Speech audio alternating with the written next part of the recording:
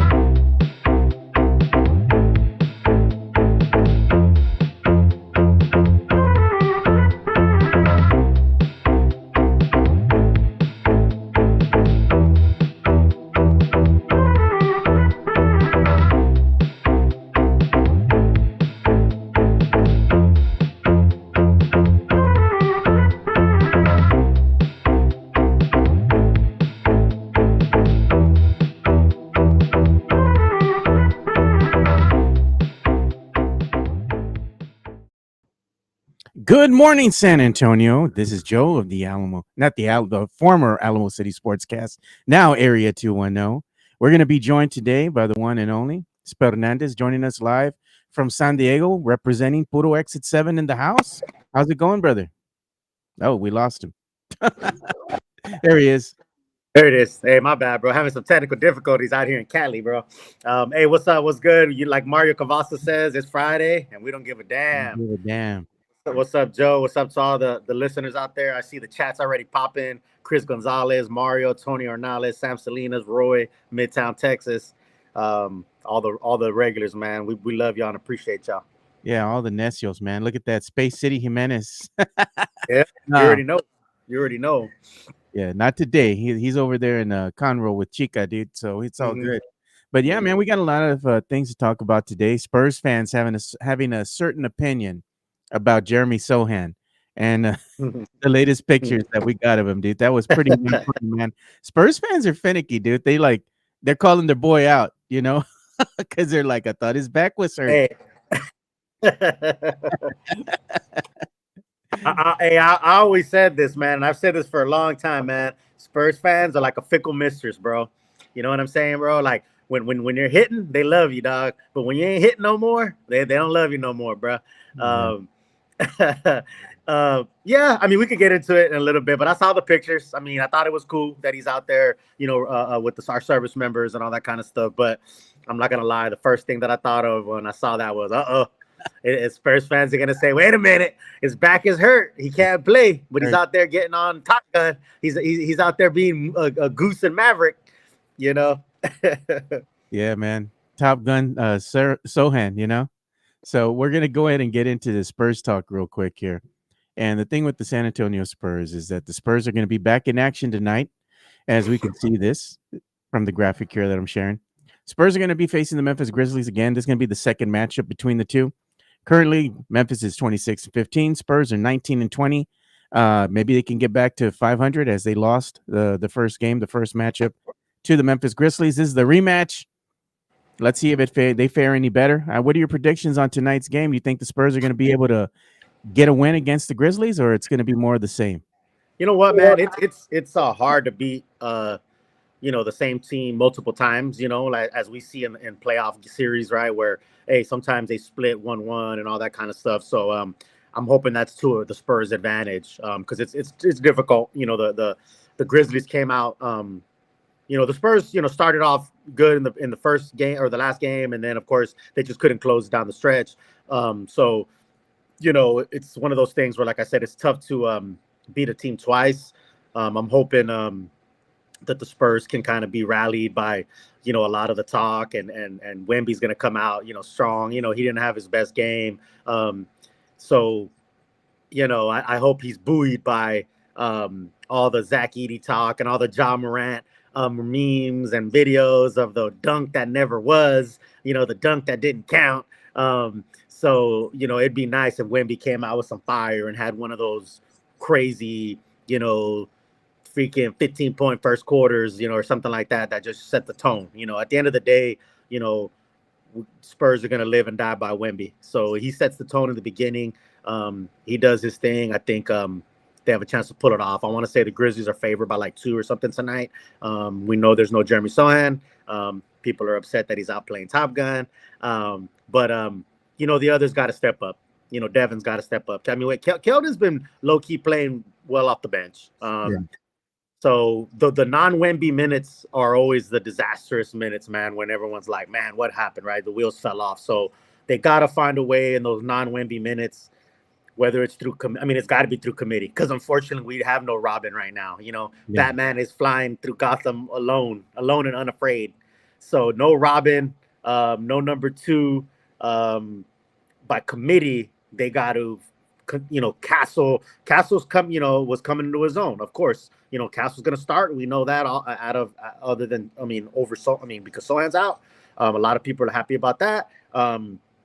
If Castle can continue to play the way he's playing and get those 26, to 30-point games, then there you go. That's what the Spurs need. I think Spurs find a way to eke it out tonight in a close one. Yeah, here's the thing that I'm gonna leave up to the chat right now, because this is a discussion that I was having with my boy Jonas Clark yesterday. Just an observation: if the Spurs want to win, Wemby needs to go ahead and be dominant inside the paint. Yeah. Wemby can't be dominant inside the paint when he has Vassell in the starting lineup, when he has Jeremy Sochan in the starting lineup. What happens is that when Jeremy Sochan's in the starting lineup, he likes to live inside the paint. Wemby goes ahead and digresses, and he lives at the 3-point line, starts becoming a perimeter jump shooter, right? And that's not a bad thing, I guess. But the thing at some point in time is that Wemby has to understand when he has his better games, when the Spurs actually win games, he's having a dominant performance inside the paint. I know he's kind of hesitant to want to live there and play inside the paint, but when he does that, he's a dominant force. And at some point in time in his career here, he has to go ahead and come to the realization of, do you just want to be on the outskirts of padding your stats, or do you actually want to win games? Because when you win games, when this team win games, and you have a dominant performance in that paint, you're helping your team. And when you go ahead and defer to Vassell, when you defer to Sochan, that doesn't always chalk it up to an instant win there, because you're relying now on the rest of the team to kind of go ahead and help dictate the flow of the offense, help, let's say, facilitate the ball, and it gets away from Wemby and it goes to other players. Unfortunately for the Spurs, they don't have bucket getters that can shoot the ball consistently. They can't shoot a 3 consistently to save their life. Wemby is the guy that makes this whole thing go. So that's all I'm saying. An observation from my part: if he wants the Spurs to get better and win and give them a fighting chance, stop being a little, B. Get your ass inside the paint and dominate, bro. You're the tallest player on the freaking court. If I was the coaching staff, I would tell him, get your head out of your ass. You're the tallest guy out there. Dominate inside the paint. Punish these motherfuckers. Quit playing, dude. Like, if he did that, he would be in the talks even higher as far as an MVP candidate, because he would be doing it not only on the outside, shooting threes, being able to knock down jump shots, but dominating inside the paint, putting on dominant performances night after night after night. Dude, this guy would be in the talks on all the major networks. Oh man, is he the next generational talent? Is this the guy that's going to take the helm after everybody else leaves? I mean, we don't hear that enough, I think, out of Wemby because he's kind of passive. I think he just needs to come to the realization of go dominate, dude. Help this team win, But that's just my opinion. I mean, what do you think, dude? Yeah, I think we all want him down in the paint. We all want him to do work down there. He wants to be multifaceted. He wants to do everything, which in the grand, like later down the road and in his career, being able to, no one wants to be a one-trick pony and just say, oh, all I do is dominate down in the paint. Yeah. He wants to be able to hit the three and play in the perimeter, do all those different things. He's more Kevin Durant than Shaq. I mean, I think that's just a fact that we also have to kind of understand as fans. That I don't think he wants to be down there. Like he doesn't want to beat his body up year after year after year down there, right? The longevity of his career and all that kind of stuff. But yeah, you're right though. I mean, at the end of the day, like I think he can easily dominate down in the paint. He's big enough. He's still not strong enough though. Like you got to remember, like you got guys like Zach Edey who are just big boys. You know what I'm saying? And so Wemby bulking up a little bit is definitely going to help. Again, yeah, and Mexican Jr. is talking in the chat about his body strength and all that. I think that's something too that we kind of just not overlook, but we kind of don't pay enough attention to because. Yes, we're like, oh, he's 7'3", 7'4", he's got to be down there. But man, you got to understand too, like being down there, getting beat up and bullied by big centers, may not be the best thing for Wemby. May not be the best thing for his longevity of his career and his body frame. So I don't know, man. I agree with what Tavares is saying. I'd rather have a big no crap center that's going to be down there and battling and let them, get beat up and down low and all that, and let Wemby can do both. He can fluctuate between the 3-line, mid-range, and then being down low. Jeremy likes to be down in the paint. Mike makes all the stats about how he doesn't ever make any points, out of a foot or whatever, which is fine. Like if Jeremy was there and doing that consistently, you know what I mean? Always dominating the paint and all that, that'd be a great thing. That way Wemby. Yes, Tavares. This is what should fucking happen here. Should Mitch try Wemby and Bassie on the court together? Absolutely. Absolutely. They're I think, and I know the notion of like the true center has kind of gone away in the NBA, right? Because everyone wants to be a stretch 4, stretch 5, right? So there's no more like Shaqs down in the paint and all that kind of stuff. Even guys like the Joker and all those guys, they go out to the perimeter and shoot threes. So a lot of folks think like, hey, the days of the traditional center are gone. Yeah. I agree with Tavares as far as like a twin tower kind of setup because Wemby's not a center. Like he's not a center. He even said from when he first came into the league, he didn't want to be a center. I know he's 7'4" and all that, but when you think about prototypical centers, he's definitely more wants to be a 4 and all that kind of stuff. So I think having I don't know if Bassie's the answer, but right now in our lineup, that's probably who the answer is. So yeah, why not let Bassie? Why not let somebody go down in the paint and battle and do their thing, and then let Wemby do his thing? And yeah, like I think we should go back to those big twin tower days. Exactly. Get another big. So much was taken. Tim Duncan wasn't expected to be a center early in his career. You know what I mean? Like he wasn't brought in and like, you got to be the center, right? You had Big Dave down there, right? That was huge. It would have been interesting to see if there was no Big Dave and Tim had to be the center. You know what I mean? Like Tim's Tim, he would have done well. But I'm just saying, like, it's difficult when you look at it in that light, So to me, a resurgence of a twin tower 2.0, a Dave and Timmy, Wemby needs that. I think Wemby having that would take a lot of load off of him. And ironically, if he did have a big like that, we may see him go to the paint more because the other team's big would have to be worrying about that big. You see what I'm saying? Like, so in reality, having another big would everyone would think like, oh, Wemby's not gonna go to the paint no more. We have a true big. Like if we had a Jakob Poeltl or somebody, right? Exactly, like Wemby, Studio C Matt. yeah, Studio yes, C yeah, Matt yes, thing. yes. Pseudo Matt is just saying, right? Bringing a guy like a Jakob Poeltl would be great, right? And Jakob would be doing the dirty work, the rebounding, the elbowing, the getting dirty, the getting beat up. And I think in some of those instances, you'd see that true center, let's say Jakob, for example, let's pretend it's Jakob, float out a little, and then Wemby would come into the paint more. So, you know, having another big that's dominant in a backwards thinking way might help Wemby get into the paint more, if that makes sense. Exactly. Because I think the big from the other team would no longer have to be guarding Wemby; they'd be guarding that other big. That's another thing. Wemby's getting guarded by the best bigs in the game every day in and day out, every night. You know, so it's tough, man.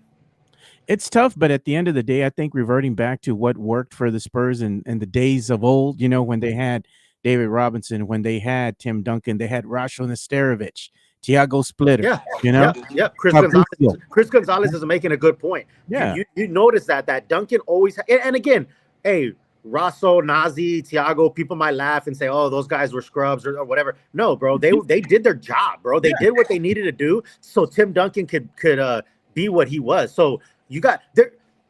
None of this stuff, just like in life, happens alone. Like you don't accomplish everything you accomplish as a man in your life without all the support of whoever supports you, right? So there is no Tim Duncan without all those Rashos and Nazis and Tiagos and all that, and I guarantee he would say the same. It's there's a support system and there's a team effort that all that has to come around to make you to be the best and what you are, right? I like Jesse A's comment. He goes, "All this sounds great, but Brian Wright ain't gonna do shh."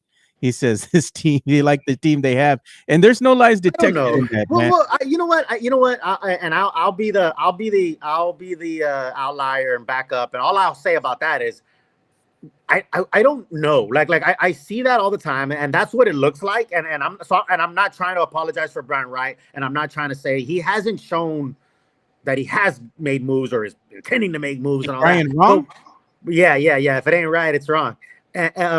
But people do jump a lot and say, Brian Wright ain't doing nothing. This team ain't gonna do nothing. This ain't. We don't know. Like I just. And again, that's me. I know people. I'm not gonna tell fans how to fan and all this crap. All I'm saying is like people act like they know the intricacies of what goes on in those backroom doors and those deals and what falls through, and we don't even know who has been called and who hasn't. You calling out Spurs reporter, bro? That's a whole nother story. I ain't trying to get. Actually, you know what? You can't try to sue me, man. I got a legal team, dog. But that's a whole nother story for another subject, another time. But I don't know, man. Yeah, people point to like OKC, and I've seen so much sucking off of OKC and all that. How long has it taken them to get where they're at? How long has it taken them to get where they're at? And Sam Presti has done a great job of getting picks and doing all that stuff. I mean, in reality, what Sam Presti did was what the Spurs are doing right now, like years ago, with keep picks, draft capital, have losing records, do all this stuff to get the Thunder where they're at. And until the Thunder win a championship, though, it doesn't mean anything. Like let's call a spade. Everybody wants to talk about championships, and Thunder are great and they're looking great and all that. But until they raise a banner, what is it all for? So I don't know, man. Real quick, I want to get back way up in the chat. It was a Mexican Junior asked if I was going to be in the karaoke party. Man, so what, the 25th, you guys are going to have the 2,000 subscriber party, big karaoke party. You know what? I had every intention and every plan to fly out. Obviously, or some people may or may not know, I live in San Diego. I'm a big part of this podcast, and I would love to be there and represent. I had every intention of going out there. But with the passing of the Spurs lady, her services are the very next week. So I will fly into town for that. And it's just tough for me to fly out, for that weekend and then fly back out for the next weekend and stuff like that. So I apologize that I won't be out there for the karaoke. I already had my song picked, Drinking Problem. I already, Midland. People say I got a drinking problem. I'll give you a little preview right now. I already have my song pick, baby. I already have my song pick, right? No, I got no problem drinking at all. So I apologize, Joe, Mike, and all the chat so folks good. out there, man. I wish I could be out there, but again, Sovia, the Spurs ladies' funeral proceedings are the very next week. I am going to be out there for that. So I will be out there for that week. Of course, it's a somber time, but it's also a celebration. She told me, she told me one time, if when I pass, I don't want anyone to be sad. I want everybody to celebrate. I want everybody to party. So it will be a sad time, but I will be there that following week, and I would love to get together with some folks the first week of February when I will be in town. What does that saying go, man? Hey, plane tickets ain't cheap, right? I'm telling you, bro. Jetting back and forth from San Diego to San Antonio, and let me tell you, bro. I usually do it about once a month, bro. I go out there once a month, and kick it. But it's tough, man. And speaking of the Spurs lady, Joe, you got some news about the Spurs lady, right, in the game Oh tonight? yeah, man. We got some news about the Spurs lady. So breaking news that I saw on the X, on social and all that. They got confirmation. I got it from Mark Burnett. Full disclosure here. I saw it either on the X or I saw it on Facebook or Insta, one of those. And they had put out that Mark Burnett was reporting that he's got the word that the Spurs are actually going to have an official tribute video to the Spurs lady during today's game at halftime. Awesome. That is so classy of the Spurs to do that, man. The official Spurs Twitter account, X account, put out a tweet about the Spurs lady. They recognize her. They recognize her contributions.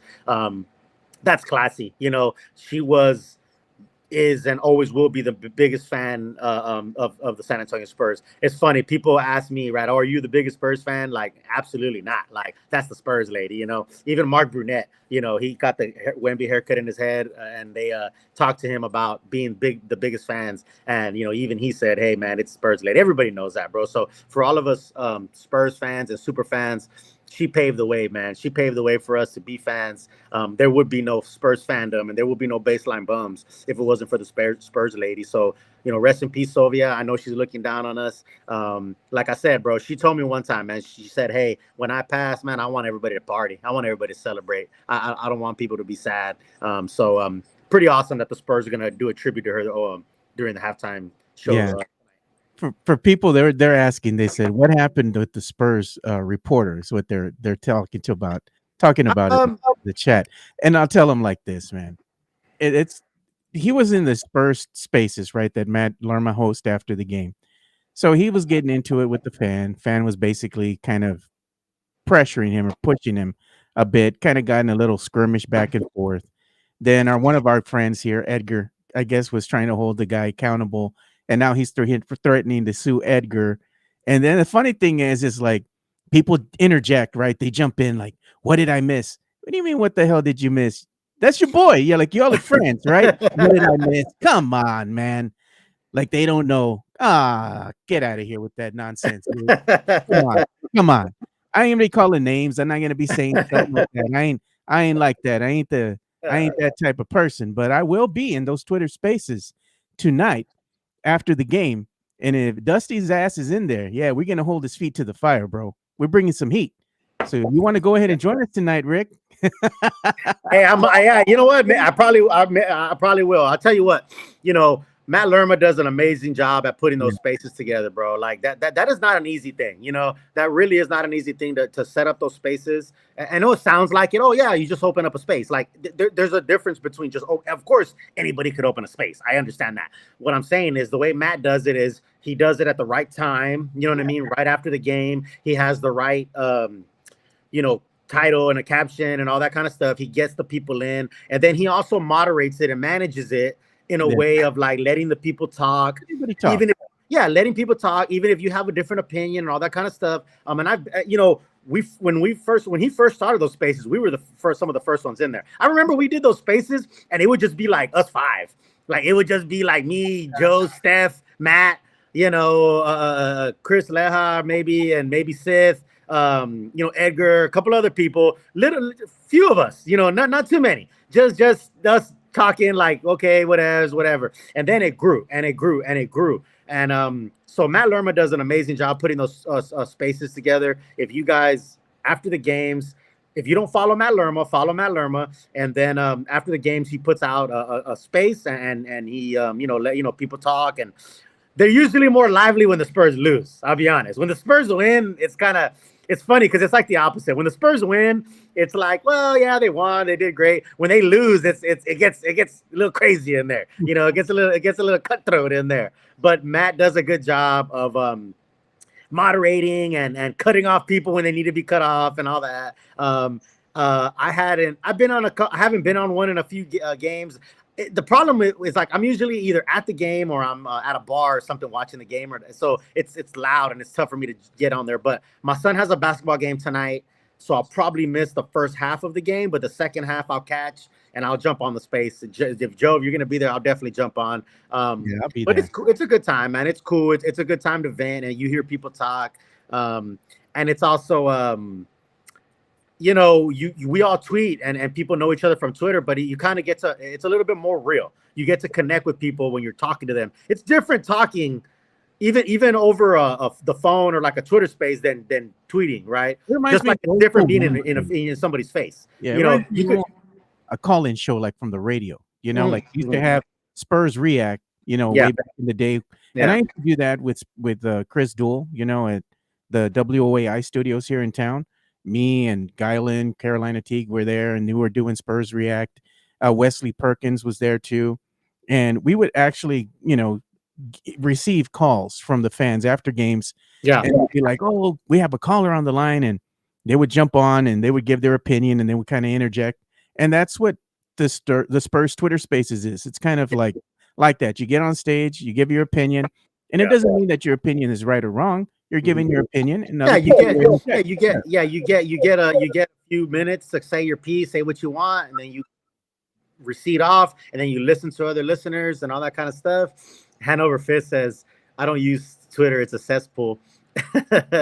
life is a cesspool, dog. Like, you know what I'm saying? Like, yeah, man. No, like, and also, again, I wasn't there. I didn't hear it. I don't like to speak on things that I don't know or I didn't hear like firsthand, but I did read the Spurs Reporter stuff, and somebody did put a video about, because those spaces are recorded. Yeah. So remember that. Remember that those spaces are recorded. So you want to say things and be crazy, like the stuff is recorded. So I did see a tweet where somebody put the video out, and basically, and I'm saying what I exactly heard with my own ears was he said on the space that Jeremy Sochan was quote unquote fucking around all summer, and that he wasn't. That's what he said. Those were his words. I'm just saying. He said he was fucking around all summer, and that he wasn't like preparing and training as much as the other players. That's what he said. And how did you know that? Well, and to his credit, if you will, he is a credentialed reporter. Yeah. And he is at practices and he's at press conferences at games. So he has access to stuff that I don't. Yeah. So I don't know what he sees and what he knows and what he doesn't know. So I don't know. I can't confirm nor deny the use of the words "he fucked around all summer" might be what people took offense to, I guess. I don't know. This is the thing at the end of the day, man. The media here, right? Spurs media. And the real people. And I'm not saying, you get credentialed, you're not a real person. Not what I'm saying. When you're credentialed, people gravitate towards more seasoned media, right? For the skinny on what's going on. Like, hey, they're dropping truths, right? Like they're breaking news, they're going to Tom Osborne of the Express News, Mike Finger back in the day, the Express News, Jeff Garcia, somebody that we trust, people that are in like the mainstream media here in San Antonio, KSAT, Cans, WOAI, it could be News4, Channel 29, those types of reporters, and you'll see them at the arena and whatnot. But like when you have other people coming in and they act like, oh, we have inside sources and all that, it's like even the seasoned people, like the people in the media that people trust, they don't even have the skinny on like really what's going on with inside certain camps and whatnot. It's like nobody really has what they call bona fide inside sources. Yeah, everybody's getting the same information. Hey, they're all retweeting shams, bro. everybody's receiving. You're right about that, and it's funny you say that because a lot of outlets regurgitate what they hear from national media, Shams or whoever, right? And we live in a world of people want online clout, right? People want a status. People want exclusivity. That's the world we live in. You know what I mean? We live in this world where being an insider or being in the know or being, whatever, quote unquote, is looked at as like is revered.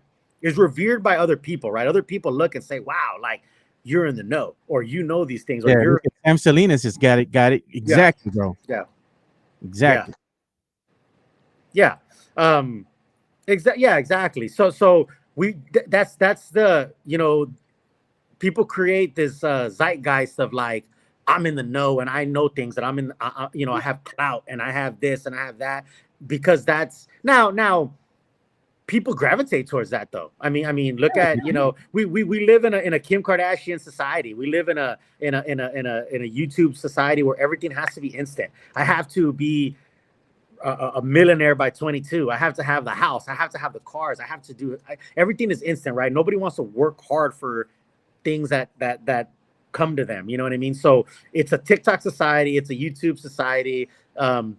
It's for the gram, so it's intoxicating, I guess, when it comes to someone thinking that they're in the know or whatever, because it's exclusive. It's I'm different from everybody else because I'm in the know and I know things, right? Yeah, look at this shit. This is the funny part right here. Look at Mario Cavazos.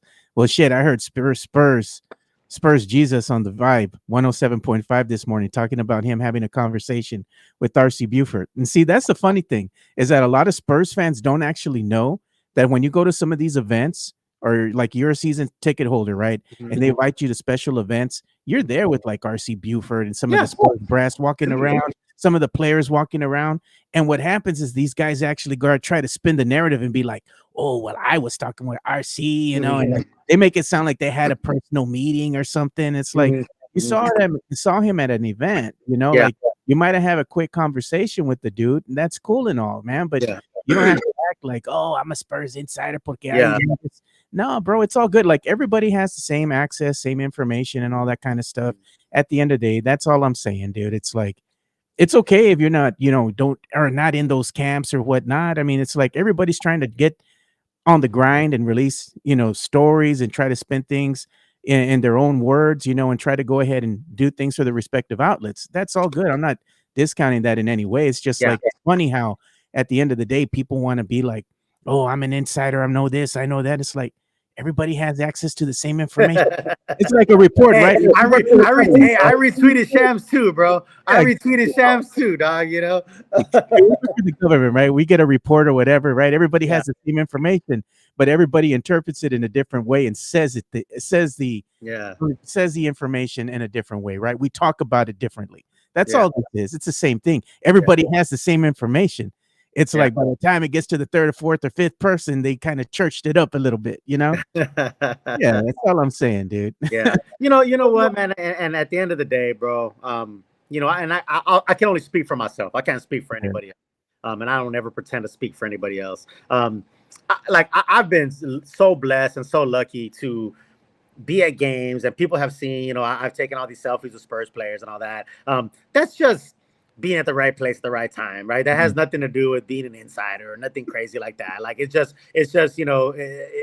me and Mitch low-key hang out. Hey, Mitch I would like to hang out with Mitch. I'll tell you what, man. I met Mitch in Sacramento, and I'm not trying to sound like a insider or a big timer, but I did meet Mitch in Sacramento. He was such a cool guy. We chit-chatted for a quick couple of seconds, took a pic with him. He seems like a cool ass dude to have a beer with. I'll tell you that. Mitch does seem like a cool ass down. He seems like he gets he seems like he gets he lets a little loose. You know what I mean? At the end of the night, So, but no, man. Like I've been so lucky to go out and be around some of the players and meet them and have a quick little snippet of a conversation with them and take pictures and all that kind of stuff. But what I love even more than that is like being at the games and like meeting like other regular fans like me. Yeah, You know what I man. mean? Other regular fans that are like, "What's up, bro? I follow you on Twitter." I'm like, "Hell yeah, bro! I follow you too." Like, "What's up, dog?" Like, we've been like chatting on Twitter for like years. And Yeah. like you feel like you know each other because you know each other's lives and stuff like that through social media, and then you get to meet each other in person, and like they're cool as fuck. You know what I mean? Like they're cool people. I could probably count on one hand the people that weren't cool. Most people that I've met, you know, at games are cool, are chill, are just cool people, man. And it's like the kind of people you want to get to know and hang out with. Yeah. You know, and Matt Gomez brings up a point about RC being at the bunker at the SAFC game. I remember that because Steph was there too, and RC Buford was like literally at the bunker at the SAFC game having a beer, chatting it up with fans. Like that's cool. You know what I mean? Like, you know, that just shows like he's trying to be one of the people. I get it. He's RC Buford. He's a president. He's not a regular person. He's whatever, but he can come down and just be cool with folks and have a beer. You know. Gotcha, man. Yeah, he's just being chill, man. And this is funny too. Look at what somebody put up here. Studo C Mad. He says, I walked past RC Buford at the game last night, right after he ripped ass and bro apologized, then told me the guys on the board for the 2024. Oh shit, Man. dude. You know, That's I know like a lot of people, and that would be a cool segment, like to get people's interactions. You know what I mean, with like yeah. stories, like the stories that you've had with interaction with players, with GMs, with coaches, like, and the funny thing is you find out like some of them dudes are cool, some of them aren't, bro. Some of those dudes are just like you know. I think that's one of the toughest things is like you think like, oh, they're cool, like they're a Spurs player. You know, like I remember when I was in Phoenix and I was in a hotel and I saw Josh Primo, you know, and I saw him. I was like, hey dog, like trying to take a picture with him. He was like, nah, man, like he didn't want to take a picture. He might have just shown his junk to a maid in the Phoenix hotel. I don't know. But in hindsight, now I'm like, oh shit. But like I remember that. Like I saw him and he was like, nah, bro, like he was like not having wanted to like stop and talk to a fan. And I was like, damn, bro, like, all right, bet, whatever. Looking back, like, you know, he might have been trying to hurry the fuck up and get out of there because he might have just shown his junk to a Phoenix maid. I don't know. But, you know, Duan Blair also, when I met him a long time ago, he was a dick. He didn't want to like even shake my hand. You know, I was in full military uniform doing the color guard for well, I wasn't doing the color guard. Some of my Marines were doing the color guard, but I was there supervising, and I saw Duan Blair. This was years ago, obviously. Duan Blair hasn't been with the team for a while. He was probably like the first Spur that I actually interacted with back in the day. And I asked him, like, hey, man, can I get a picture with you? He was like he kind of looked annoyed.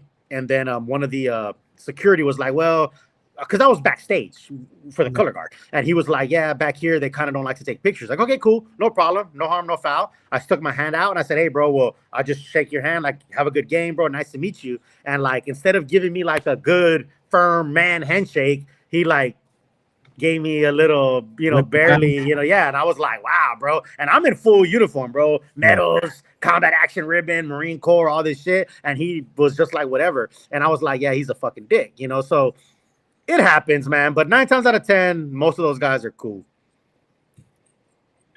Everybody's sharing their stories, dude. This I like it. I like that. No, I think this is a like. You know what's funny about this, Joe? And no offense to Mike, no offense to Jimenez, but when he ain't here, we kind of just play it by ear and go off the script. And this is a good kind of way to go, where everyone's sharing their stories about meeting people. Like I love hearing these stories. Yeah, and it's funny how everybody's just putting in their 2 cents and be like, "Oh, Mario Cavazos put in here. Hey, man, I'm at this Blackjack Speed Shop with Tim Duncan listening to the podcast." Tell him we said what's up. Tell him we said hi. Tell him we said we want him on the pod. Oh, look, they said the biggest dick was Kevin Garnett. I've heard that. You know what? My son, I didn't meet him, but my sons met him in Vegas. They said he was cool. He didn't want to take a picture though, but he like stopped and talked with them a little bit. I don't know, but you know, I remember one time, bro. I saw Boogie Cousins in Vegas at the during the summer league, and he was it was at the Bellagio Yeah, I think it was Bellagio. And he was at the crap table, dog. And he had like all these people around him, right? And it was like a movie. Like he was, I don't know how much money he was throwing down, but I bet you it was like something serious. And he was just straight up just like just throwing dice, and it was crazy. And it was like all these people around him. And like I was way in the back and I just kind of looked up and I'm like, damn, that's Boogie Cousins over there. Look at So Mario. that's cool. Was it no Mario Caballos? Is right here, Midtown, Texas. Mike one ups our stories. Ah, yeah, you know, that one, that like, there's always a one upper. You know what I mean? In life, you always have a one upper, right? That's Yeah, something that's something that we talk about in the Marines, where a Marine will tell a story like, oh man, I was in Fallujah and I did this and I did that, and then you have a one upper. You have, so somebody would be like, yeah, I killed 3 people or something dumb, I don't know, whatever, and someone's like, well, yeah, I killed 4. You know what I mean? I killed, there's always a one upper, bro. Like anytime you have a story, somebody wants to give their one up story about like, oh, I met 2 Spurs players one night. Oh, I met 3. You know? or I got invited to play with the Spurs, and I said, Yeah. "Nah," I turned them down because I Oh my didn't earn them. god. That Yeah. one, man, Mike. That was a big tall tale by Mike, bro. I was Yeah. like, "Bro, come on, man, Yeah. come on, Mike." Yeah. Anybody would have been like, "Yeah, dude, I'll play a pickup game, no doubt, right? Not Yeah. even hesitate." Nah, I Yeah. didn't want to hurt him. Well, I will say, and I don't know, maybe I don't know if it's about the star power or what it is, but it's like Jeremy Sohan, always cool with the fans, dog. That guy will sign for fans. He will talk with fans. He will, I mean, again, love him, hate him, whatever you want. Jeremy Sohan will, and I'm telling you from personal experience, he will sign for fans. He will talk to fans. He'll do that. Zach Collins, I know we hate Zach Collins, and I know everybody and all that. I will tell you this, and I said this before in this podcast. That dude is one of the nicest Spurs or NBA players that you'll ever meet. Like I'm sure he is. he is so nice. He is so chill. Um, he's a nice guy. He'll stop and talk with you. He'll take pictures with you. No, we good, He'll bro. give no, no, We no, good. no. I know. No, I'm just telling you, dude. I'm just saying, bro. Zach Collins is a really, really cool dude. But like I always say, $10 to being a nice guy gets you a coffee every morning. You know what I mean? Like, Yeah. so that's what it is. If I was at the rail and Zach Collins, hey, no, bro, we Yeah, good, yeah, bro. No, yeah. no, get to You know, stepping, bro. I'm good. yeah. You know what's funny? Mario Cavazos just brought up Zach Randolph, right? He used to play Oh for the yeah, yeah. Grizzlies and all that. Back in the day. I actually met Zach Randolph at one of my son's AAU games because his son was playing in the same tournament, and he was cool. He was so cool. He was talking to people. He was taking pictures with everybody. Um, you know, that's one thing too. Like I'm blessed being out here in Cali, and my son plays a lot of AAU ball. We go to LA, we go to Vegas, we go to different tournaments, and you got people like Zach Randolph there because their kids are playing. Kenny the Jet Smith, his nephew was playing at a game, and my son took a picture with him. He was super cool, right? So, it's just one of those things, man. Like, and I get it, man. They're celebrities, man. They get hounded all the time. They just want to be regular people. You got to know when to kind of go up to them, and we've talked about this. And there's an art to going up to a celebrity and taking a picture, right? Like I saw, Bruce Bowen one time, and he was having dinner with his, family. I'm not gonna go up there and bother him. You know what I mean? Like I'm not gonna sit there and, even though I wanted to, right? I was like, oh my God, there's Bruce Bowen, right? I'm not gonna go over there and bother him while he's sitting there having his Italian dinner with his family. Man, these guys and their tall tales, man. Midtown, Texas. I walked into North Star Mall with Muggsy Bogues, T Mac, and Vince Carter. Man, these stories, bro. Y'all are getting good with this shit, dude. It's funny, Yeah, man. I like yeah, the interaction with the fans today, dude. yeah. No, I do. I like Um, it. I like it. I like it, man. Yeah, yeah, we're yeah. talking about Jeremy Sohan, so let's get into Yeah, the topic of Jeremy, man. This is what the thing is. Spurs fans feel a certain way with Jeremy because he's missed the last couple games with back spasms, right? And what happens? Jeff Garcia puts this out there, showing pictures of Top Gun Jeremy Sohan. He visited the JBSA Randolph Air Force Base and spent time with the 559th Flying Squad Training Squadron, and he was in the flight simulator. he toured a T6 aircraft and he took photos and all that. They even have pictures of him in the freaking airplane. He told, mira, little Top Gun. And then the Spurs fans comments, dude, had me freaking dying, dude. They're like, isn't his back hurt? I'm like, what? Yeah. Is this back hurt? I'm like, what is he doing? He's sitting in a chair, bro. He's standing up, taking a picture, bro. And here he's sitting down inside a plane. I'm like, come on, bro. Why are you all salty for, man? Like, what did you say about light duty, Rick? Yeah, exactly. Listen, if anybody that's been in the military, right? I had the pleasure and I was blessed to serve 20 years in the Marine Corps and serve with some of the most amazing men and women in this nation. And when you're on light duty, right? You still got to work, dog. You know what I mean? You still got to work. Like for those who don't know, light duty is like, hey, I'm you're an active duty member, and you might get hurt running or doing something. You tweak your back, your leg, your ankle, whatever. You go to medical. They give you what's called a light duty chit. Basically, that's saying like, hey, for the next 7 days or whatever, you're on light duty. Like you can't do arduous things, but you still can work. You know what I mean? You still can do menial tasks, so I get it. You know what I mean? I know, I guess a bad look is the wrong word, but it's not a great look, I guess, when you haven't played for X amount of games and, your team is struggling and you're sitting there looking like Maverick. You know what I mean? Like, you know what I mean? I get that, but, playing in a aggressive basketball game and battling and fighting and all that for your back versus doing a PR, stunt, not stunt, but a PR,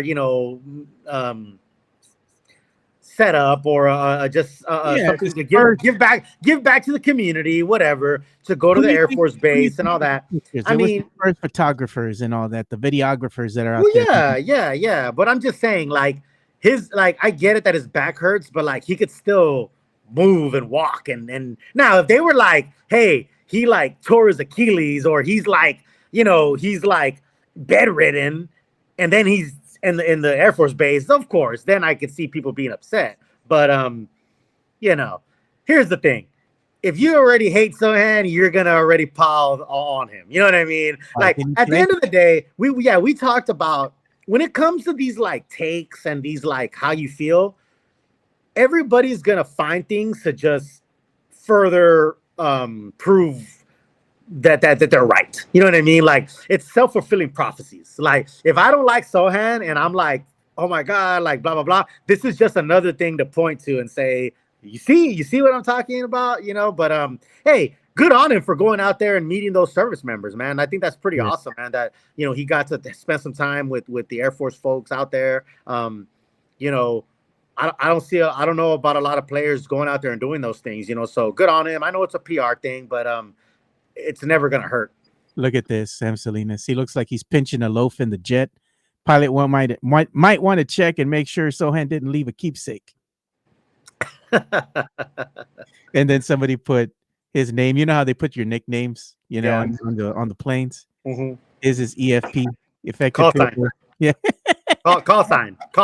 Yeah. Call sign. Yeah. Dude. Yeah. Well, again, at the end of the day, we laugh and joke about it, but good on him for going out there and meeting those service members, man. Like that's pretty cool. I'm sure that made that squadron's day or whoever was out there.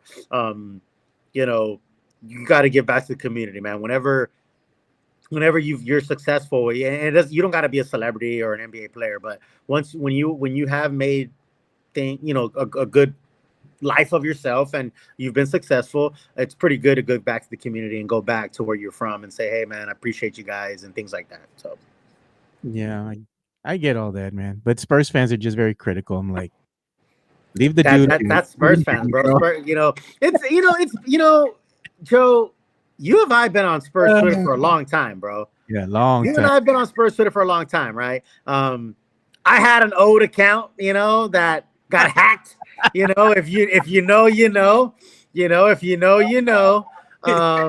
It's funny. What did you say, Joe? What did you say, Joe? We were just talking about that the other day on the phone. Yeah. Yeah. Right? I mean, this was in like 07, 08. No. I'm tripping. It was a while. 2013, 2014. What was it, like 10,000 followers, something like that, maybe back then? 10,000, bro. Yeah, 10,000. yeah, yeah. That was like in 2013, 14. And it got hacked. You know what I'm saying? If you know, you know. If you know, you know. But even back then, man, there was. It wasn't as intricate though, because I think Spurs Twitter wasn't as robust as it is now. You know, so it was pretty simple. It was like positive Spurs Twitter, negative Spurs Twitter. Like that was just it. You know, they were like Parker's washed. This was like in 2012. Tony Parker's washed, you know, he's garbage, you know, trade him, you know, blah, blah, blah. And then, you know, they won the championship in 14 and all that kind of stuff. So it's always been this way. And I think people are like new to this game. You know, even if you've only been around for like 5 years or whatever, this Spurs Twitter thing has been a thing for a while, bro. Like back in the day, like way back in the day. And, you know, it's the same. It just has evolved into like bigger. You know what I mean? Just like everything in life. You know, the history behind the whole thing is you got Then you went off for a little bit, right? You kind of were on hiatus for a little bit. I mean, you know, like I said, if you know, you know. You know what I mean? If you know, we're not going to go into the details, but we know. Yeah. You know what? You know what? You know what? I will, you know, I'll put it to rest, man. I'll put this to bed because I still get comments about this. I get DMs about this, man. I get stuff like randomly, like you cheated on your wife, like you're such a POS, like blah blah blah, you know, whatever. You're more mad than your ex, you know. Yeah. Listen, my ex, Christina, right? Like the mother of my kids, married for 20 years. She's amazing. I love her. She's like my best friend, right? She's over it. She's been over it. You know what I mean? Like people on Twitter are still not over it. You know what I mean? That's what's funny. I get messages and DMs from people who are like, "I can't believe you cheated on your wife." Like here's the thing. Cheated on your wife is a pretty big, is a pretty broad term, right? I was getting this was before like a lot of the like Tinder and all that, right? Before a lot of all that, I was getting DMs from like female Spurs fans, random Spurs, nudes, tits, DMs. Hey, I like your Spurs content. Here's my tits, you know, blah blah. I'll tell it. I'm just gonna tell it all today. Fuck it, right? I was getting things like that in my DMs, you know, and I'm like, all right, bet, like that's what's up, you know, whatever. You know, and then my wife at the time, like, I think you know what happened? I was going to Dubai for 6 weeks for a training, right? And there was something wrong with my iPad, and I couldn't figure out how to like log into my iPad, or I hadn't used it in a while or something, right? And this is my stupidity. I gave it to my wife at the time, and I was like, "Hey, I don't know what the fuck's wrong with this iPad. Like, I'm trying to take it with me to Dubai. Can you log into it? Whatever." Bro, she logs into it, and all that shit pops up. All the Twitter stuff, all the DMs, all the stuff, right? So she sees all that, you know, and she's just like, "What the fuck?" You know, blah blah blah. And I'm like, "Hey, I gotta go to Dubai. Like I gotta go for 6 weeks, you know." So I roll out to Dubai, and you know, man, and I laugh, and it's not funny because I hurt her and all that, and I feel bad I feel bad about that, obviously, but you know, so but that's what it was. It was nudes in my DMs. It was talking to girls in my DMs, you know, and I guess people can say that's cheating on your wife, quote unquote, but like it wasn't like physical, you know, cheating or whatever. But anyway, long story long. She hacks my Twitter, you know. If you know, you know. She put those girls' nudes on blast. She put them out there. Everybody saw them, you know, all that. We woke up one day and we're like, "Okay, what happened, bro?" You were the news. So that happened. You know, I was off of Twitter for a while. You know, I was trying to be a good. Funny thing, you know, you were off of Twitter for a while, right? Rick gets off of Twitter, social media for a while.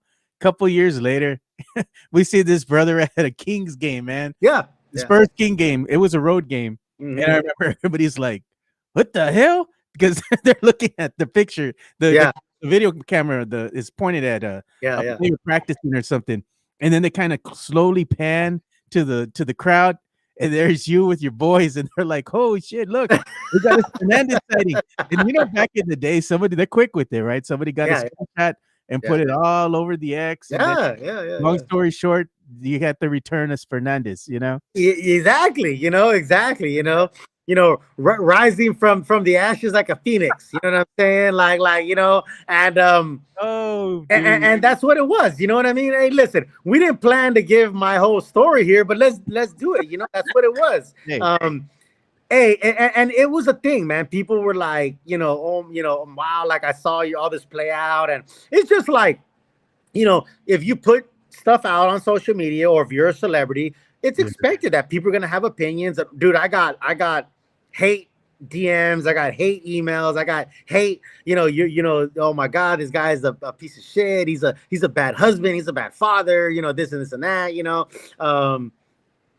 it is what it is, bro. Like, here's the thing, bro. Life happens, and a lot of people don't want to go into details about their life, and I get all that, but like I made a ton of mistakes as a young husband, a young father, man. I was a father at 14. You know what I'm saying? I was a father at 17. Like I was a husband at 19. Like, of course I made a million mistakes. You know what I mean? But I own them. I understand it. I get it. I know people want to act like they're perfect online and on Twitter and on Facebook and on Instagram, and oh my God, I'm perfect. My relationship is perfect. Like blah blah blah. Like No one. life ain't like that, bro. Life ain't like that, bro. Like it is what it is.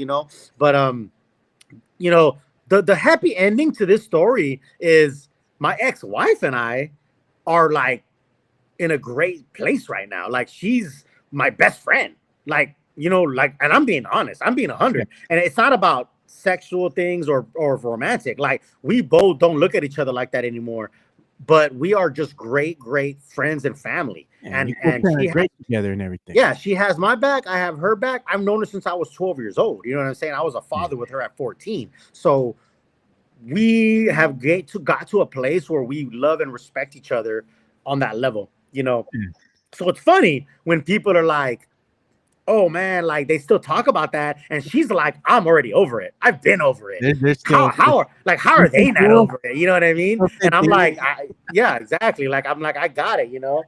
It's like, man, this shit affected you more than my ex. Exactly. And then fast forward, people want to see the villain, fall. And then so that's why when I got with Steph and like the life we lived together, everybody was mad. People were mad about it because they were like, oh my God, how dare this guy get to have this like beautiful, sexy, smart, young girl with him after all that. You know what I mean? After all, he showed that he's an asshole, or whatever. And yeah, exactly. So like, so we had our thing, and of course, that's a whole nother story. You know what I mean? That's another story for another time. But people were just like, man, like upset that they saw that, hey, Look at this. This is the funny thing. Me and Leha, always behind the scenes, we always laugh at this. So people always threaten to sue other people. Yeah, like this dude, Dusty, whatever, starting to sue Edgar or what have you. It says hand over fist. Be nice. Better be nice, or they will call their attorney general's office. That's a funny thing, man. Because we always say when people are always quick to say, "Oh, I'm gonna get my lawyer and I'm gonna sue you." You know what, motherfucker? You ain't the only one with the damn lawyer. That's like, you want to go that route? Let's go ahead and roll, man. Because we don't play games here either. Yeah. Yeah. Mexican Junior says, now let's hear the details on that story. Bro. That's another. We don't have. That's time for another story. You know what? Maybe on Fridays we'll have. So people. My last name is Fernandez, right? Fernandez. So maybe on Fridays we'll have. Friday Fernandez. The stories, the tales, man. The chronicles. You know what I'm saying? The chronicles. So again, man, a short verbiage of that is. I met Steph, she's amazing. She's awesome. She's, gorgeous. She's sexy. And we had a great life together. And, people were like, damn, dog, like people want to see you fail. People do. Like at the end of the day, dog, people want to see people fail. This country is all about building people up and then tearing them down. You know what I mean? So people want to see you fail, so, again, at the end of the day, Steph and I have parted ways. We've both bro. You're We gonna bring both, that up.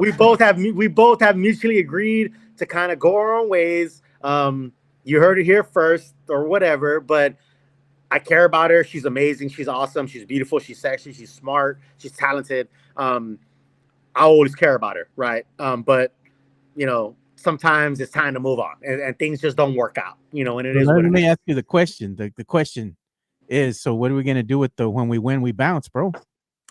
Yeah, man, that's a tough one, man. You know what? That's a tough one, because people have always said that. They're like, man, they love that. Everybody loves that, right? Yeah. When we win, we bounce, right? That's an iconic, you know, image, an iconic image from the Mexican Junior. You guys broke up again. It's like high school, bro. We're on today, we're off tomorrow. And I know people in here, y'all seen her Instagram and her Twitter. Don't act like you don't know. Don't act like you don't know. You know what I'm saying? The Simps are out there. You know what I'm saying? The Simps are out there. The Simps are there. No. There's a lot of people who are normally in this chat who are not in this chat right now. Yeah, exactly. Oh man, yeah. Let me tell you, man. Oh, bro. I'll tell you what, bro. She has so many simps that it's ridiculous, bro. And I'm not, and that's credit to her, man. She's amazing. She's great. She's amazing. So the dudes that are in her DMs and in her mentions and everything are wild, bro. Like you wouldn't even believe it. And I'm not talking shit about her. I'm not. I'm really not. I care about her. She's an amazing person, man. We had a great almost about 3 years together, and we had a great time together, man.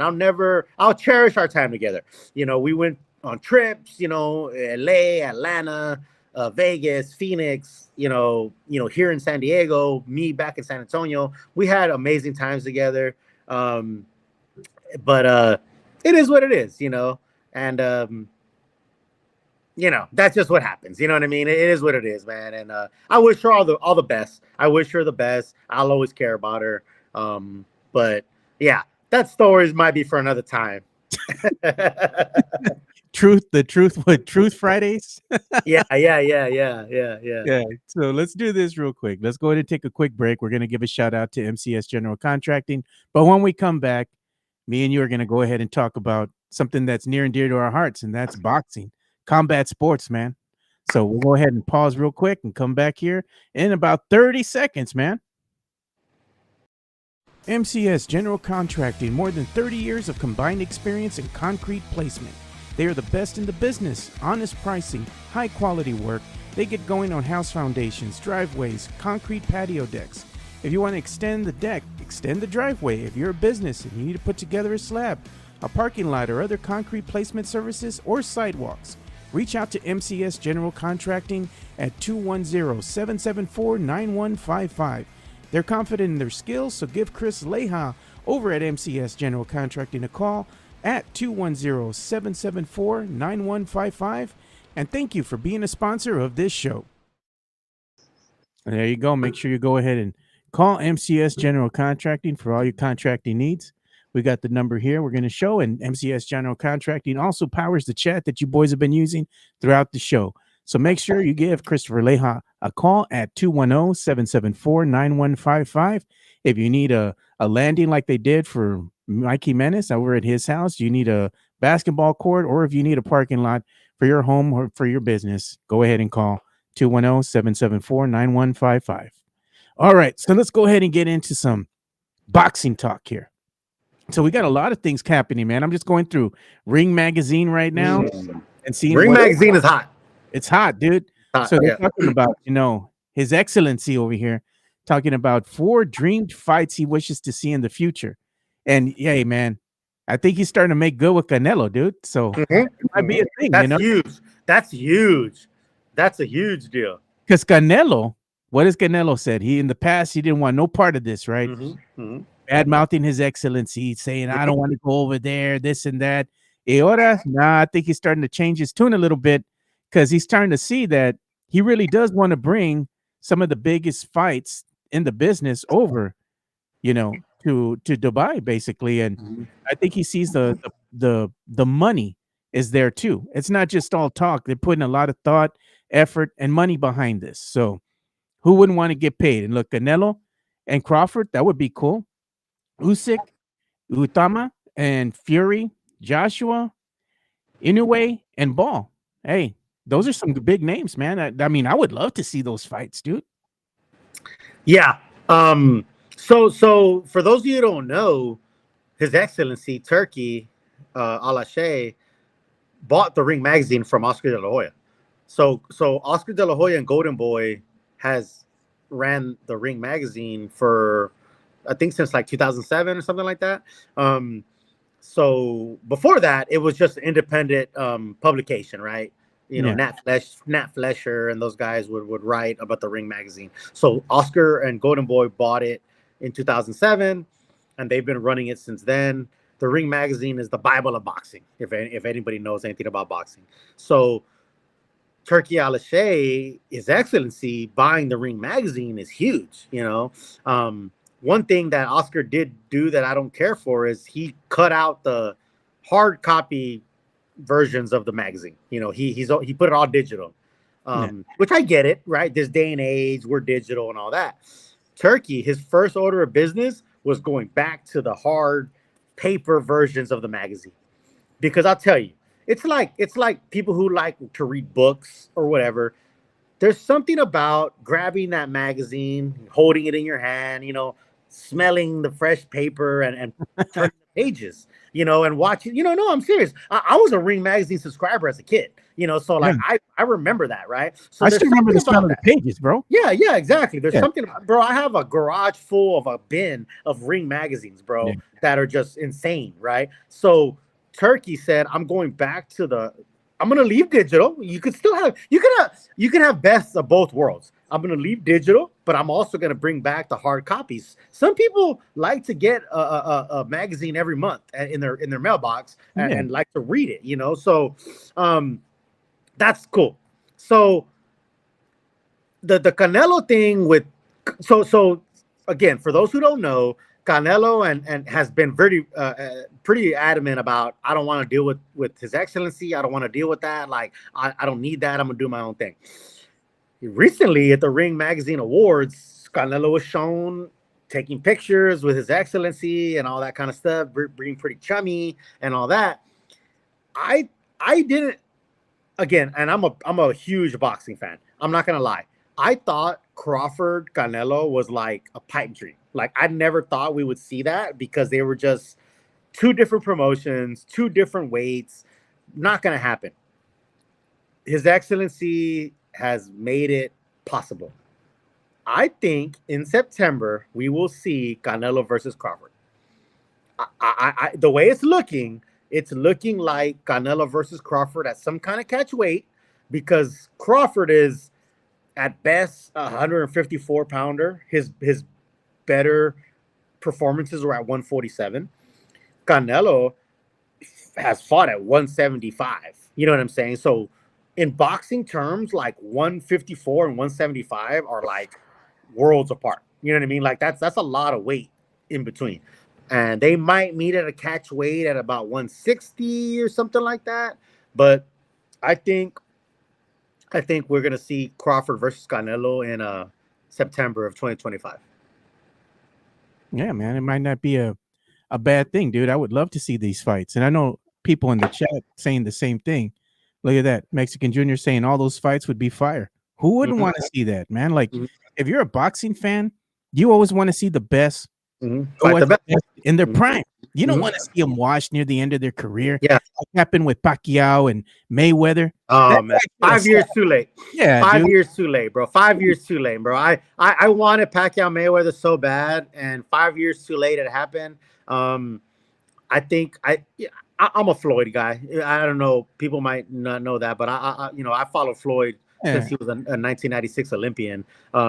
When he fought Gennaro Hernandez in 1998 and won his first world title. Before he was Money Mayweather, he was Pretty Boy Floyd. I've always followed Floyd, and I love Floyd. I'm a Floyd fan. I wish him and Pacquiao fought 5 years before they did. You know, I think the result would have been the same, but it would have been more competitive. I think Floyd would have always had Pacquiao's number, but it would have been way more competitive 5 years before it happened. But yeah, man, the Canelo Crawford, the fights with Usyk, there's just a lot of fights to be made, and um, like him or hate him, man, I feel like Turkey, His Excellency, really just wants to put the best fights in boxing. Now, what I kind of don't like is he wants to put the best fights in Saudi Arabia. He's putting those fights over there. You know what I'm saying? Yeah. Ryan Garcia and Devin Haney just recently signed to fight each other 2 times. Yep. So basically, so everybody knows, or I don't know if people know, but Ryan Garcia and Devin Haney fought, and Ryan Garcia beat the crap out of Devin Haney, but there was a controversy because later on Ryan tested positive for some kind of illegal banned substance, and Yeah. the fight technically on the record books has turned into a no decision. So technically Devin Haney's undefeated, but he got his ass whooped by Ryan Garcia, right? So Ryan Garcia has been banned for a year, and now they're talking about having a fight in May where they both fight other people on the same card. You know what I mean? So Ryan's gonna fight somebody, Devin's gonna fight somebody, and then in September or October, they're gonna fight each other, and then the following year, 2026, they'll have a third fight if need be. I mean, I'm here for it. I mean, I'm not mad about it. You know what I mean? There's a lot of good fights to be made in those weight classes. You have guys like Teofimo Lopez, in those weight classes. So it's an exciting time for boxing fans. Yeah, hey man, we got a $1.99 incoming super chat from Mario Cavazos. Thanks for that, man. We appreciate the support, dude. He says, "Un grito, puro chingazos." You're paying for it, bro. So we're gonna have to pay. We're gonna have to play it.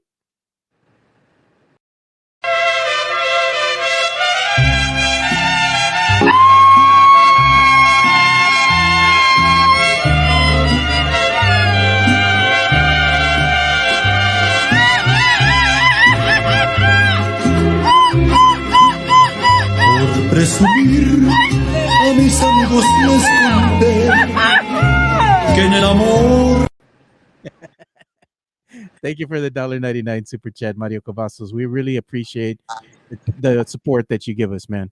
So I tell you, man, there's in life you have very few people who really, really have your back and really like champion you and back you up. And Mark Cavazos have been here since day one, bro. Yeah, he's been here since day one, bro. Like I'll tell you, die hard. Die hard, bro. Like again, obviously, everybody in the chat is amazing, but you got to give a special shout to Mario Cavazos, man. That dude has been there since day one. I had the pleasure of meeting him at your place. Remember, we had the fight at your house, and I met him there, and he's just 100. He's just 100. He's just 100 dude. Yeah, like there's no other way to say that, bro. Like the dude is just 100, bro. Like there's, dude's real. He's a real motherfucker. Real one. And we also have some news again from Ringside Magazine here, or Ring Magazine. It says that Fundora Spence is reportedly now not happening, and Fundora is now seeking a new opponent for his next fight with Charles Conwell. So they're thinking maybe with Charles Conwell, could that be an option? With him, we'll see. I mean, I guess things just didn't pan out, with Fundora and Spence. Who knows? Maybe it was scheduling, maybe it was money. Something happened there where it just kind of didn't fall through. And that happens a lot during boxing. I mean, these fights you want to get together, they don't happen for whatever reasons. And then finally, when they do happen, that's why everybody gets all excited and gets up for these fights, because it's been a long time in the making, Yeah. Fundora and Spence would have been interesting. For those who don't know, Sebastian Fundora is a 6'7", welterweight, which is pretty odd in that weight class. They call him the Towering Inferno because he's so tall. He's tall and he's lanky. He beat Tim Tszyu, the son of the legend Kasha Tszyu, to have that belt. So that would have been a good fight. Spence hasn't fought since he got murdered by Crawford. So Spence needs to get into the ring again, because it's a long layoff. It's a long layoff, to be out of the ring. And boxing, man, you the last thing you want to do is be out of the ring. You know what I mean? If you're out for 14 months, 24 months, all that kind of stuff, like getting back in the ring, bro. Like you could spar and train all you want in the ring, or I'm sorry, in the gym, but getting in the ring is a different beast. So you know, I think that fight got canceled because maybe there's something in the works for Spence. Because if Crawford and Canelo don't work out, maybe it's Crawford Spence, right? There's always been talk about a rematch with Crawford and Spence. I don't know, man. To me, this means like there's something else in the works for Spence if they cancel this fight. You know what I mean? With all the Turkey announcements. So, yeah. And we also had another announcement here that was coming through. And again, what we're talking about, right? His Excellency, Turkey. You know, he's saying he's teased an imminent announcement for a boxing league. The idea of a league will start with the U.S. and see from there what happens. They're discussing with Queensberry and Matchroom to have a different level of relationship, and basically couldn't say any more than that because, of course, there's still ongoing negotiations as far as ironing out the details. But this has been big news for quite some time. And I don't think fans understand the gravity of what this could mean. You want to go ahead and elaborate a little bit more on what a boxing league could mean for the fans? Yeah. So here's the thing. Boxing is one of the sports that's pretty unregulated as far as like in the NFL and the NBA, you have a schedule. You have like, hey, these are who's playing who. There's a commissioner. You know what I mean? There's all this, right? Boxing is like a wild west. Like there's different promoters, there's different managers, there's different, cable companies who carry different fights. Like, so having a league that's like, hey, it's just shows that it's going to be regulated. It's like so. NFL, I'm not NBA. Yeah. I'm not a like UFC.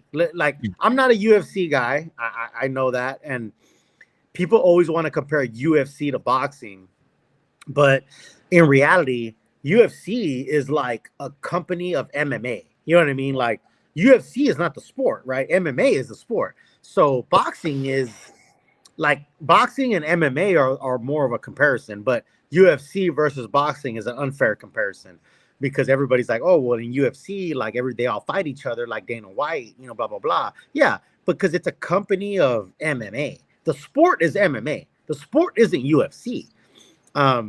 So a more fair comparison is like comparing UFC to Golden Boy Promotions or to, Al Heyman, PBC Promotions or whatever. But having a league would be huge, man. Like that's been something that's been tried for years. And if anybody could do it, man, Turkey has the money.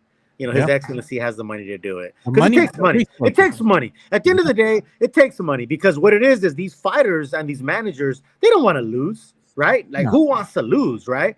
But it takes guaranteed money. Basically, fighters, if they lose, they get less money. You know what I mean? So like, who wants that? But if you get told like, hey, you're going to get guaranteed money, whether you win or lose, now they're ready to dance, Yeah.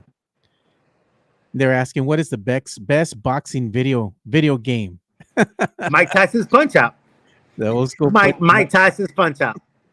There's no, Mike Tyson's Punch Out is the best boxing video game that has ever been and ever will be. No one ever made it to Tyson, dude. Let's be honest, dude. It was hard. You know what? You had the codes. You know what I mean? You had the codes. I mean, those were late nights, bro. I mean, I couldn't. I remember. So, it's funny, right? Because those of us that know, Fight Night was good. You know what Jesse Martinez talks about Fight Night. You know what? I will say this about Fight Night. You know what I liked about Fight Night? The corner. Yeah. There used to be this thing where what you had to do to do the corner in swell. In that Fight Night, you had to like move your joystick a certain way to like do the inswell on the fighter that's bleeding. Yeah. That was cool. I like that. The EA Fight Night was really cool with the way you did the corner work, Mm-hmm. But Mike Tyson, maybe I'm honestly a better product is the EA Fight Night, obviously. You know what I mean? But Mike Tyson Punch Out is just for nostalgic purposes.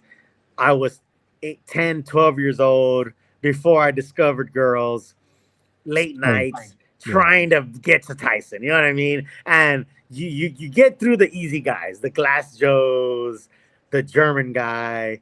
Piston Honda was a little bit difficult, but and then you get through him, and then it's hard to get the King Hippo.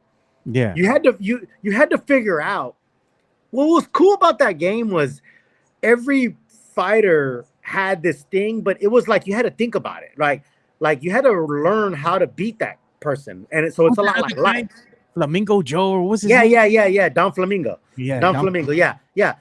So it's a lot like life. It's not hard, but you have to figure out the little niches, So you had a guy like King Hippo. He wasn't hard, but you had to hit him at a certain point where his trunks would fall. Yeah. And then you would just hit him, and you beat Yeah. him. Okay, that's the secret. Okay, then you move on. The Dick Tiger, the guy with the Indian guy, he would do this like magical spin, and you had to figure out how to block and block and block and block, and then hit him, and then you beat him. Okay, there you go. So the bald bull, he would get back and he would do this bull thing. You had to time when to catch him. So I'm telling you, man, it was a life lesson playing that game because it taught you that there's all these different circumstances that are going to be thrown at you. You got to find the right niche, Yeah. to overcome the adversary. Exactly, man. And I liked playing Punch Out as a kid, but somebody else had put in here. I'm gonna go ahead and put it back up. There it is. Mexican Junior. He says Punch Out was awesome. Was awesome. Honorable mention to Ring King on the NES. Yeah. Yeah. Another oldie but goodie there. Yeah. So yeah. You know what, man? I know video. I don't play video games now. Yeah. I don't, and I know there's a lot of grown ass men that play video games, and nothing against them, but I just can't. I don't see it. Like that's not my thing. They're very intricate now, right? There's a lot of details. There's a lot. You got to pay for like skins, and you got to pay for all. Like I don't know. My sons play this stuff, so like I don't know, but it's like video games back then. I think were, and Hanover Fist says it's a pattern game, which is true. Yeah, it's a pattern. It's like a Rubik's Cube. Yeah. It's like a Rubik's Cube. There's a pattern, right? It's like Mario, right? Like Mario Brothers. Like when you play that game, you play it over and over and over and over to the point where you eventually get to where you get, And then when you finally beat it, what does it do? Starts all over again. Yep. It starts all over again, And to me, there's a life lesson there. You know what I mean? In life, like you're always like chasing something, right? The girl, the job, the more money, whatever. And you're always like chasing something. You're always looking at something and you're like, I want this, I want more, I want this, I want that. And then when you get it, it's like, okay, now what? So it's interesting.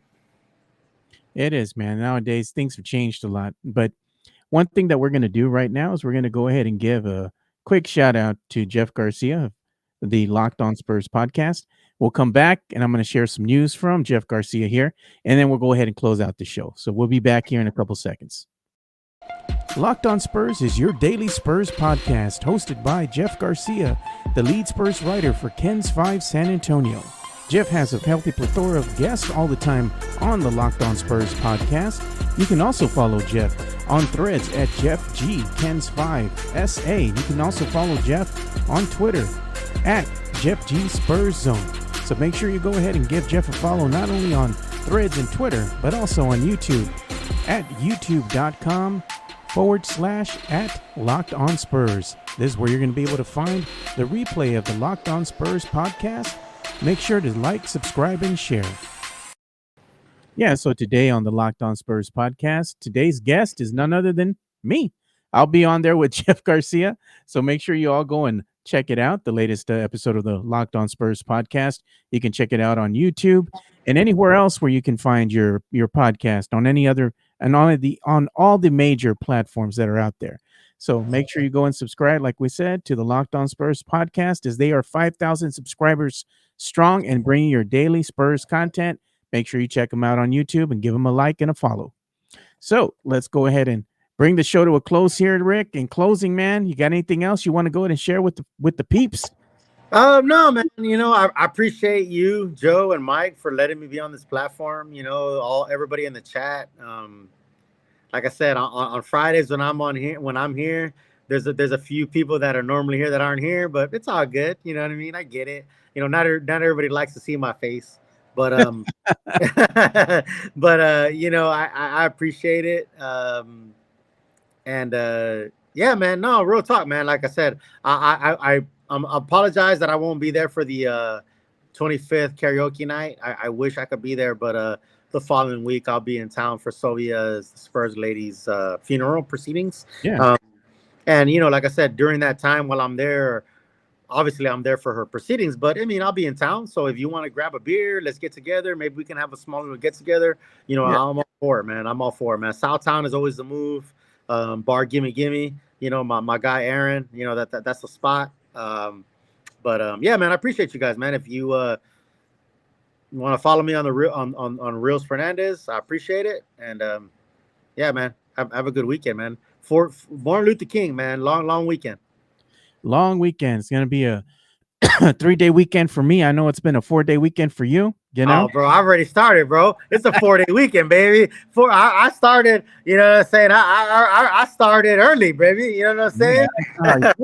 Yeah, I already know. Ya sabes. That's what you always tell me. Hey, bro, listen, bro. Hey, those 20 years of military service have paid off. You know what I'm saying? Yeah. Hey, you deserve a little downtime, a little fun. Yeah. Hey, man, we both work for the government, bro. So when we're at work, bro. We're locked in and we're busy. No, of course. Always busy, But so when we work hard, and then when we're off, we play hard, man. Hey, work hard, play hard. That's all you got to do, baby.